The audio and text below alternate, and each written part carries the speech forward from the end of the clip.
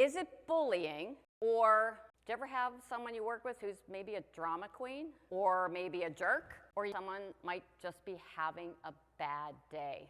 The first thing that you need to understand is what bullying is and what it's not, because that's one of the reasons that we're not addressing it, because we're confused on what it is. So we're going to get crystal clear. Bullying is repeated patterns of disruptive behavior with the intentional, like I intend to do this to you, or even unintentional attempt to do harm. Now, it's important for you to understand that we don't have a legal definition for bullying in this country. We have a legal definition for harassment, discrimination, but not for bullying. But pretty much this is what we all agree that it is. For behavior to be considered bullying, it needs to have 3 parts. There has to be a target. Let's say I work with Larissa. Just something about her I don't like. She's so polished all the time. She acts like she knows everything, and she's always writing these research papers, okay? She thinks she's all that. So any chance I get, I find opportunities to find fault, I criticize, I question. Okay, I'm fine with everybody else, it's just Larissa I don't like.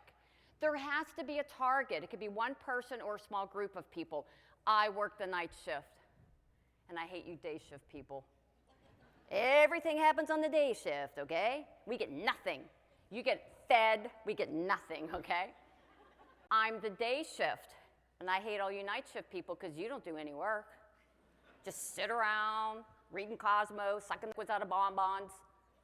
I've been a nurse here for 40 years, and I don't like any of you young whippersnappers thinking you know all that. So I target the new people. But there has to be a target. The behavior has to be harmful in some way.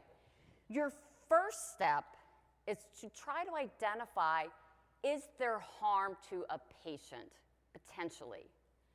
If I withhold information during shift report, think about your nurses, because I want you to look bad. Well, that is potentially harmful to a patient. If I refuse to help you, suck it up, buttercup, that's potentially harmful to a patient. Using silent treatment, yelling, sabotage. You have to look for the harm. I always say, like, pull out the so what factor. What's the so what factor? You're looking for harm. And it can't be one time I get testy with you in a crisis situation. Remember, we all can misbehave. What you're looking for is a repeated pattern of behavior.